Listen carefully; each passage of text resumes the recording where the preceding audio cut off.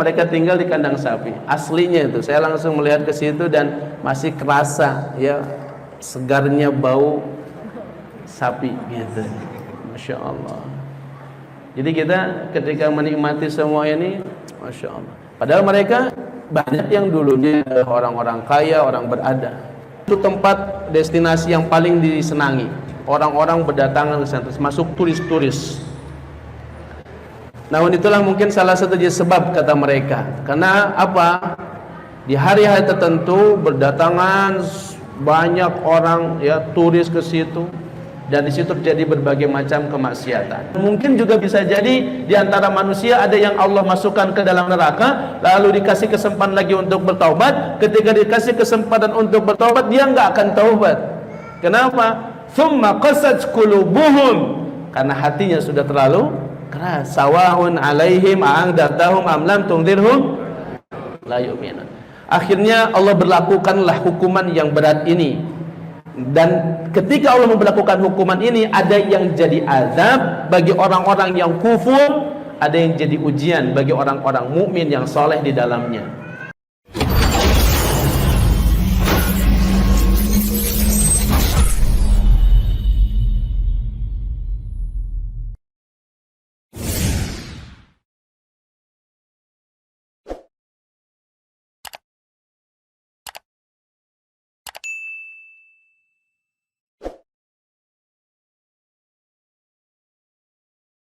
Semoga nih doa kita, semoga saudara-saudara kita ketika tertimpa musibah itu dalam keadaan bertobat, dalam keadaan insyaf, dalam keadaan sedang beribadah. Yang jelas itu mudah-mudahan menjadi penggugur dosa, dan tentu kalau mati dalam keadaan husnul khatimah insyaallah. Amin ya rabbal alamin. Nah, cuman kita harus punya kaidah. Ini kapan disebut azab dan bagaimana ketika disebut ujian. Kita lihat dalilnya ya, karena menentukan sesuatu harus pakai sekedar apa namanya cuap-cuap saja. Oh itu mah ujian, karena kalau disebut azab menyakitkan hati orang. Nggak bisa begitu. Kita lihat patokannya, pakai dalil. Kapan dia adab? Dalam surah Asy-Syura ayat 30, Allah Subhanahu wa taala mengatakan, "Wa ma asabakum min musibatin." Setiap musibah yang menimpa kalian, fasfabima kasabat aydikum. Itu disebabkan perbuatan kita juga. Ini musibah apapun, baik musibah yang menimpa saudara-saudara kita ataupun musibah yang menimpa kita sekarang. Ada yang sedang tertimpa musibah di sini, ada? Hah? Wajah-wajahnya wajah tertimpa musibah ini. Sedang diuji, ujian, masya Allah. Wajah-wajah bermasalah ya. Insya Allah melewati ujian, lolos, naik tingkat terus, amin. Nah, kalau ada musibah tapi tetap jangan juga terlalu kegeeran. Yang harus kita koreksi, ini pakai dalil ini, Allah bilang, "Wa ma asabakum min musibatin fabima kasabat aydikum." Fabima kasabat aydikum, itu karena ulah kita, karena perilaku kita. Jadi jangan dulu menyalahkan orang lain, apalagi alam yang disalahkan. Jangan salahkan diri kita dulu. Ada apa nih? Ibrahim bin Adham, seorang ulama besar, kalau dia keluar rumah tiba-tiba angin ribut, ya ada angin gitu kan, angin ribut, ya ada gejala alam lah, ya langsung dia, ya Allah, apa nih dosa saya ya, astagfirullah. Jadi dilakukan oleh Ibrahim bin Adham. Kalau kita kan beda, pas mau keluar rumah mau pergi hujan, hujan dari wah ya. cuaca jelek amat gitu ya. Jadi disalahkan deh cuaca, ya salahkan hujan, ya sama dengan menyalahkan Allah. Ulama itu ngelihat binatang piaraannya nggak mau makan, domba yang dia piara pas mau dikasih makan mogok makan, ya mogok makan tidak mau, langsung tuh punahnya. Bukan karena yang lain-lain. Yang pertama dikoreksi, ya Allah, apa nih salah saya, dosa saya apa sekarang? Itu yang harus dilakukan. Jadi kalau sekarang tiba-tiba mahasiswa skripsi nggak jadi-jadi gitu, tesis terberes-beres gitu, atau tiba-tiba dosen jadi killer gitu ya, atau yang kerja dimarahin terus oleh majikannya, oleh bosnya ya, atau pendapatannya gitu-gitu naik-naik misal, atau bahkan turun. Sebelum menyalahkan yang lain, kita perlu koreksi diri kita dulu. Ini kaidah pertama. Yang kedua, nah ini hadisnya, coba ini yang tadi saya sampaikan, kalau ada azab itu bisa mencakup semua orang. Makanya hati-hati, jangan biarkan ada orang, jangan biarkan di tempat kita ada sesuatu yang bisa mengundang azab. Kenapa? Ini hadisnya, saya garis bawah itu, idza dhaharatil ma'asi. Ada yang bisa baca enggak ini? Ada yang bisa baca? Hadiahnya umroh coba. Masya Allah. Bisa baca ini, bisa? Arabnya? Ya ini anak kecil juga bisa. Ada yang bisa baca? Oh, imarat ini, Masya Allah. Coba. Idza dhaharatil ma'asi, apabila perbuatan maksiat telah zahir, terang-terangan, zaharat, jelas, terang-terangan, orang sudah tidak lagi malu. Makanya saya dapat video dari ada film di stasiun nasional, itu udah nggak ada sensor. Yang itu ditonton oleh siapapun, ya, hubungan suami istri, ya, di rumah, di kamar, di kasurnya, itu udah zahir. Dan kata Nabi SAW, hadis riwayat Imam Ahmad, idza dhaharatil ma'asi fi ummati ammahumullahu bi'adzabin min indih. Apabila perbuatan maksiat dilakukan secara terang-terangan pada umatku, maka Allah akan menimpakan azabnya secara merata. Jadi enggak pilih-pilih lagi di situ, semuanya rata. Faqultu ya Rasulullah, amma fihim yawma idzin unasun salihun. Aku bertanya, ya Rasulullah, bukankah di antara mereka saat itu ada orang-orang salehnya ya Rasulullah? Qala bala. Rasulullah menjawab, benar. Qultu, Ummu Salamah yang bertanya, kaifa yasna'u bi ulaik? Bagaimana, lalu apa yang akan diterima oleh orang-orang tersebut ya Rasulullah? Kata Rasulullah, yusibuhum ma asaban nas, mereka mendapatkan azab sebagaimana yang dirasakan oleh masyarakat. Jadi kalau terjadi satu kemaksiatan, makanya jangan sampai kita diam. Tidak cukup soleh untuk diri sendiri, jadilah muslih yang juga memperbaiki orang lain. Kata Nabi SAW, tuba lil ghuraba, bahagialah orang-orang yang terasing. Ghuraba, tuba lil ghuraba, bahagialah orang-orang yang terasing. Qil ya Rasulullah, manil ghuraba? Ya Rasulullah, siapakah orang yang terasing itu? Bukan orang gila. Orang yang terasing adalah, kata Nabi, alladzina aslahu ma afsadan nasu, orang yang berbuat islah. Jadi kata para ulama tidak cukup hanya soleh, tapi harus muslih. Soleh hanya untuk dirinya, muslih dia juga memperbaiki keadaan di sekitarnya. Harus ada amar ma'ruf dan nahi mungkar. Enggak boleh ada kemungkaran ada di sekitar kita, kita biarkan. Kenapa? Karena kata Rasul, ketika terjadi adab, ammahumullahu bi'adab, Allah ratakan semuanya dengan azab. Asaba yusibuhum ma asaban nas, mereka pun tertimpa apa yang menimpa orang-orang yang berbuat dosa itu. Walaupun kemudian nanti tsumma yasiruna ila magfiratin minallahi wa ridwan, tetapi tetap mereka, kalau betul-betul mereka orang muslih, beda ya, hati-hati. Ada hadisnya, ada orang yang kemudian melihat kemungkaran lalu diam, maka apa yang terjadi? Kata Rasul, sebuah hadis dikatakan Allah mengutus malaikat Kata Allah, "Hei malaikat, hancurkan kaum itu." Malaikat kemudian pergi. Ketika datang ke kaum tersebut, ternyata di situ ada ahli ibadah. Ketika lihat ada ahli ibadah, lapor lagi kepada Allah, "Ya Allah, di situ ada ahli ibadah." Apa kata Allah? Bahkan mulailah dari orang tersebut. Kenapa? Karena wajahnya tidak memerah ketika melihat kemungkaran.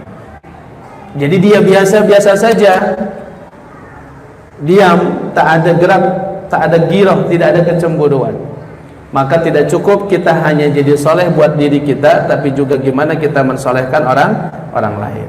Kemudian yang terakhir ayatnya nih sebagai dalil untuk azab. Masing-masing kami azab disebabkan apa? Dosa mereka. Di antara mereka ada yang kami kirimi angin kencang, di antara mereka ada yang dimusnahkan dengan teriakan yang sangat peka, dan ada yang kami tenggelamkan. Allah sama sekali tidaklah mendolimi mereka, namun mereka yang bersikap dolim pada diri mereka sendiri.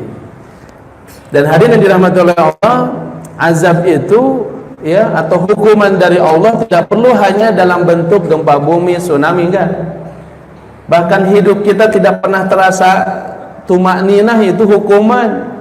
Jadi jangan sampai biasa-biasa saja dengan terlibat dalam dosa-dosa riba, misalnya zina tidak, judi tidak, tapi ribawi, sama juga dapat hukuman dari Allah Subhanahu wa taala. Dan kalau itu sudah terang-terangan terjadi di setiap tempat, bisa jadi itulah yang akan mengundang azab Allah.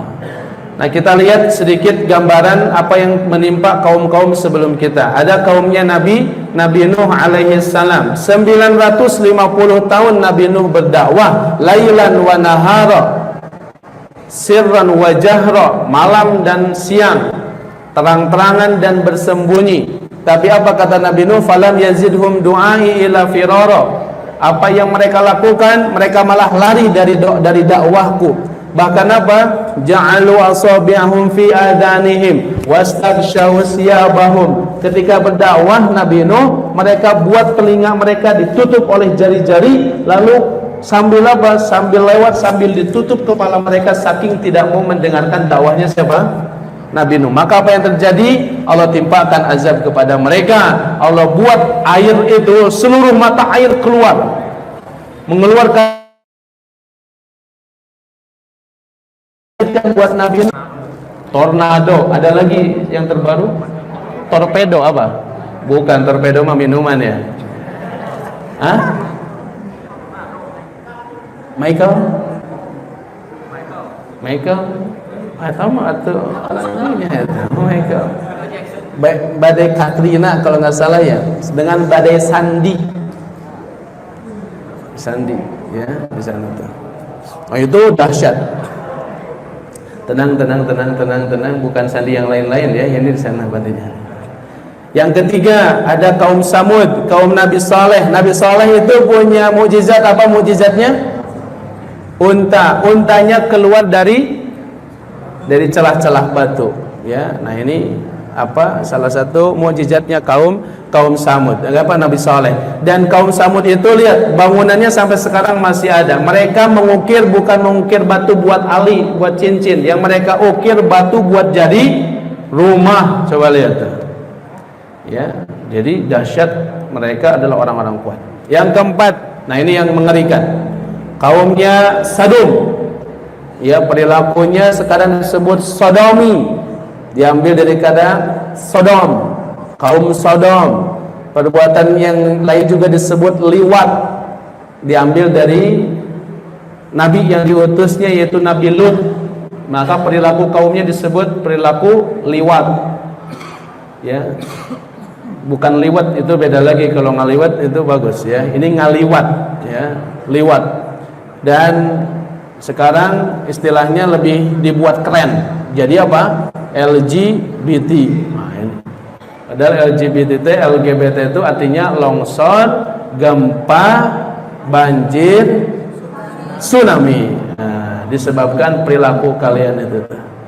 Ya, seanjingnya anjing tetap tidak suka anjingnya bukan. Ya. seanjingnya anjing nih ya, sebabinya babi ya. Babi suka sama seanjingnya anjing berarti lah ya. Seanjingnya anjing tidak suka sesama jenis. Anjingnya mah ada suka ya. Masa anjing suka sama babi gitu ya. Sekali ada ya. Nah, ini perilaku menyimpang yang dilakukan oleh kaum Sodom.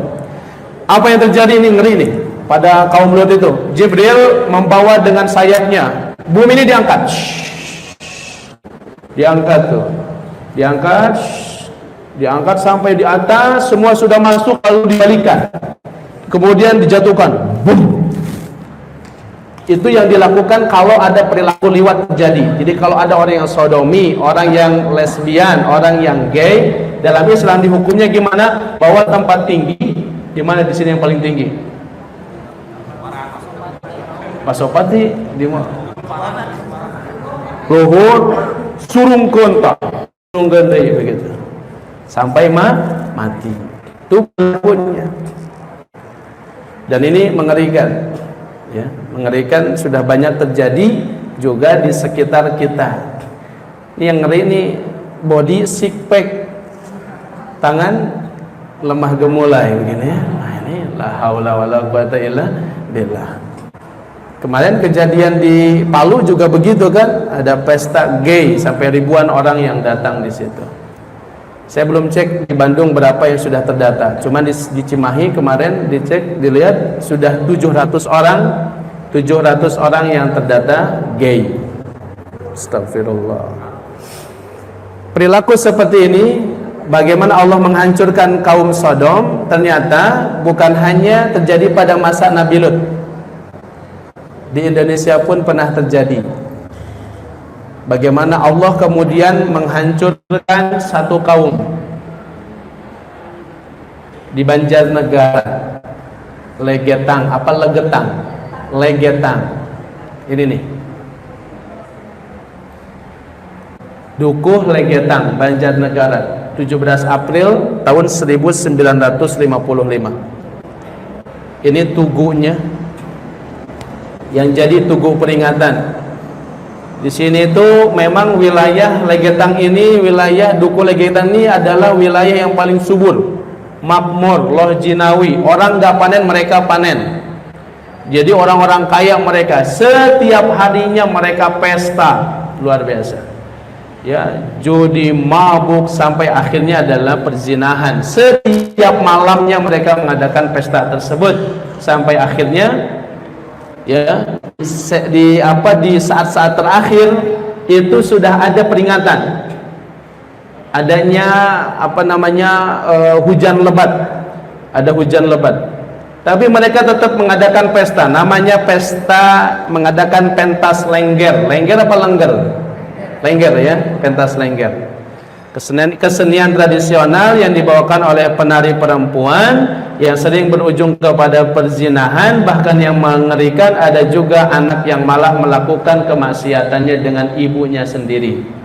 Jadi udah nggak lagi peduli itu ada bapaknya, itu ada ibunya, itu suaminya, itu istrinya, enggak, campur baur di situ, maksiat terjadi. Dan apa yang dilakukan oleh Allah Subhanahu wa taala kepada mereka seperti yang dilakukan, mirip-mirip dengan apa yang terjadi kepada kaum Sodom. Jadi ini gunung, nanti kita lihat nih, ini gunung dipotong. Ketika malam itu terjadi dentuman yang sangat dahsyat, orang tidak ada yang berani keluar, ketakutan dan gelap. Besoknya baru pada keluar. Pas keluar mereka kaget karena mereka melihat apa? Gunung tidak ada. Ya, gunung tidak ada. Ternyata gunung itu berpindah ke tempat yang tadi itu, Dukuh Legetang itu. Kalau longsor harusnya yang di bawah gunung itu ikut rata.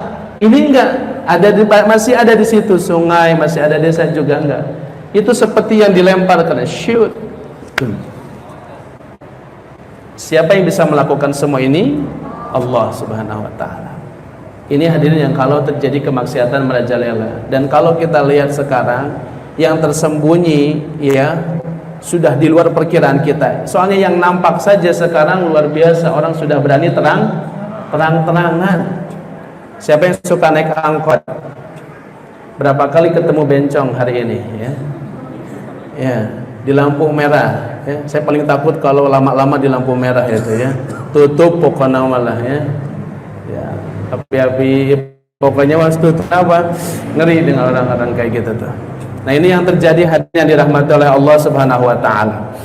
Bandung itu ini bukan nakut-nakutin ya, tapi nakut-nakutin juga sih, memang harus ditakut-takuti. Allah bilang kan begitu, wa ma nursilu min ayatin illa takhwifa. Tidaklah kami memperlihatkan tanda-tanda ini memang untuk menakut-nakuti kita. Memang kita harus takut, karena orang itu kalau sudah hilang rasa takut, dia nggak lagi malu dan nggak lagi takut untuk berbuat maksiat. Yang membuat kita berhenti dari maksiat karena ada rasa takut. Makanya Allah kirimkan tanda-tanda supaya kita takut kepada Allah. Harus takut. Satu kaum aja bisa Allah hancurkan apalagi seorang diri. Kesimpulan dari sini sudahlah, berhenti daripada berbuat maksiat, apalagi dosa-dosa besar. Hadirin, jangan lagi menggantungkan nikmat kepada dosa besar. Apapun jenis dosa besarnya, judi lah, riba lah, apalagi zina, tinggalkan sudah. Tidak ada cerita membahagiakan hati kita, enggak ada cerita, apapun alasannya, tinggalkan. Man taraka syai'an lillah awadallahu bima khairan minhu. Siapa yang meninggalkan sesuatu karena Allah, pasti Allah akan ganti buatnya yang jauh lebih baik lagi. Yakin tuh sama Allah. Walaupun prosesnya tapi itulah yang terbaik menurut Allah. Ini bisa kita dapatkan secara langsung ya. Semoga Allah lindungi kota Bandung, kota Cimahi, dan semua yang ada di negeri kita ini dari bencana-bencana yang menjadi azab buat kita, insyaallah. Amin. Dan hadirin yang dirahmati Allah, yang terjadi sekarang yang menakutkan adalah fenomena gempa bumi ini. Fenomena gempa bumi. Jadi ketika saya waktu itu kebetulan hari Jumat kan terjadi di Palu, saya masih di Lombok, lagi ngobrol, lagi ngopi. Ya, ngopi dong, diam-diam baik gitu kan ya, ya. Ngopi dong, ngopi ya. Lagi ngopi, tiba-tiba informasi datang, Masya Allah, ini belum selesai bawa bantuan untuk disalurkan. Makanya orang Lombok pas dengar beritanya itu, wah kayaknya bantuan stop nih gitu kan ya. Mereka terpecah. Memang betul ya, mobil genset yang itu dari sana sudah mulai dialihkan. Dan di situ persoalan kita hadirin, relawan banyak yang keluar diganti. Sekarang yang mulai masuk misionaris. Nah, ini yang paling berbahaya. Makanya kalau bisa nih alhamdulillah kita ada meme ya, geraklah. Coba gerak gitu kan. Siapa yang bisa diutus ke sana. Ya, bawa, salurkan bantuan yang bisa kita lakukan. Jadi jangan cerita, udah Ustaz saya sudah nyumbang waktu itu. Jangan sekali, karena mereka makan bukan cuman sekali. Mereka tidak butuh hanya waktu itu, sampai 6 bulan 8 bulan ke depan mereka masih butuh recovery. Ya, dan yang jadi masalah yang masuk ke situ misionaris. Terakhir saya ke sana, ya informasi itu dari seorang warga di sana, ya. Haji Didi namanya, cerita sampai menangis. Dia bilang kita kecolongan 4 orang sudah murtad katanya. Dan cara mereka personal, masuk ke rumah, bawa bantuan segala macam, anaknya dibawa, mudah buat mereka. Ya, yang penting murtad selesai. Dan ini yang harus kita pikirkan. Apa yang harus kita lakukan? Jangan sampai kemudian mereka ya jor-joran datang ke sana, harus kita nggak tahu perkembangannya sama sekali. Nah, tapi hadirin yang Allah, ketika gempa terus terjadi di Lombok, di Palu, di Situbondo segala macam, ini agak mengerikan. Kenapa? Lihat beberapa penjelasan tentang gempa bumi. Ibnu Qayyim menjelaskan, terkadang Allah memerintahkan bumi untuk bergetar sehingga terjadilah gempa bumi yang besar, sehingga manusia pada takut, resah, kembali bertobat, meninggalkan maksiat dan tunduk dan menyesal kepada Allah. Tetapi apa yang terjadi setelah gempa, mohon maaf ya, fakta di lapangan masih sedikit orang yang kemudian takut, resah dan kembali bertaubat. Belum selesai gempa masih ada orang-orang masih kembali berbuat maksiat. Nah, ini yang harus jadi pelajaran juga buat kita, betapa kerasnya hati orang. Kemudian pernah terjadi gempa di kota Madinah di zaman Umar bin Khattab. Lalu Umar berkata, "Ayuhan nas, hai manusia, ma hada, apa yang kalian lakukan? Ma asra'a ma ahdatstum, betapa cepatnya maksiat yang kalian lakukan. la in adat la tajiduni fiha. Kalau gempa ini terjadi lagi nanti, kalian tidak akan menemuiku aku lagi di Madinah. Aku berlepas dari kalian, kata Umar bin Khattab. Ini sebuah tahdzir, ya, peringatan keras dari Umar bahwa gempa ini memang harus ada kaitannya dengan perbuatan masyarakat. Berarti ada maksiat yang dilakukan. Apalagi yang terjadi di tempat kita berulang-ulang. Kemudian dari Anas bin Malik bahwa beliau bersama seorang laki-laki lainnya pernah menemui Aisyah. Laki-laki ini bertanya, "Ya Ummul Mukminin, jelaskan kepada kami tentang fenomena gempa bumi." Aisyah menjawab, "Idastabahu zina wa syarabul khumur wa darabu bil ma'azib." Jika mereka sudah membiarkan zina, minum khamar bebas, bermain musik yang melalaikan, maka Allah yang ada di atas akan cemburu. Kemudian Allah perintahkan kepada bumi, berguncanglah, dan jika mereka bertobat dan meninggalkan maksiat, berhentilah. Makanya pada zaman Nabi ketika ada gempa bumi, kata Rasul, "Uthbat ya Uhud, tenanglah wahai Uhud." Ya, belum waktunya. Masih ada aku di sini, ada Abu Bakar, ada Umar, maka berhenti. Ya, nah kita nanti kalau terjadi gempa bisa gitu enggak? Kita bingung mau ngomong apa kan gitu. Ya, zaman Nabi begitu. Jadi kalau kita bertobat, kalau kita kembali, kata Allah, berhentilah. Tapi wa illa ahdimha alaihim. Kalau tidak, hancurkan mereka dengan gempa bumi itu. Orang ini bertanya lagi kepada Aisyah, "Wahai Ummul Mukminin, apakah itu siksa untuk mereka, orang-orang yang terkena gempa itu?" Beliau menjawab, "Bal mau'idatun wa rahmatun lil mu'minin." Bagi orang yang mukmin ini adalah peringatan sekaligus juga rahmat dari Allah Subhanahu wa taala. Di Palu, di Lombok, ya, yang sementara saya tahu, tetap Allah kecualikan. Memang ada di Lombok itu ada satu pesantren yang Masya Allah itu sekitarnya semua hancur, tapi pesantren ini masih kokoh-kokoh, ya, bangunan-bangunannya. Yang menarik lagi, Masya Allah, ada di sana kepala dusun, rumahnya hancur, ya, bangunannya segala macam, tapi terakhir malah dia niat mau wakaf. Ustaz, saya mau wakaf, saya punya tanah 1,5 hektar di sana. Inilah orang-orang yang mungkin mudah-mudahan termasuk yang mendapatkan rahmat. Jadi ketika mendapatkan ujian ini malah nambah takut kepada Allah, nambah cinta kepada Allah, nambah amal dia. Maka ibadat dia diangkat derajatnya begitu tinggi oleh Allah dengan ujian seperti ini. Nah, jadi ini yang disebut dengan bencana ini bisa bahkan menjadi mau'idah, peringatan, tapi juga jadi rahmat bagi kaum mukminin. Tapi apa? Bagi orang-orang kafir, wa nakalan wa adaban, tapi jadi hukuman dan adab, wa sukhtan, dan murka Allah alal kafirin, atas orang-orang yang kafir, orang-orang musyrik.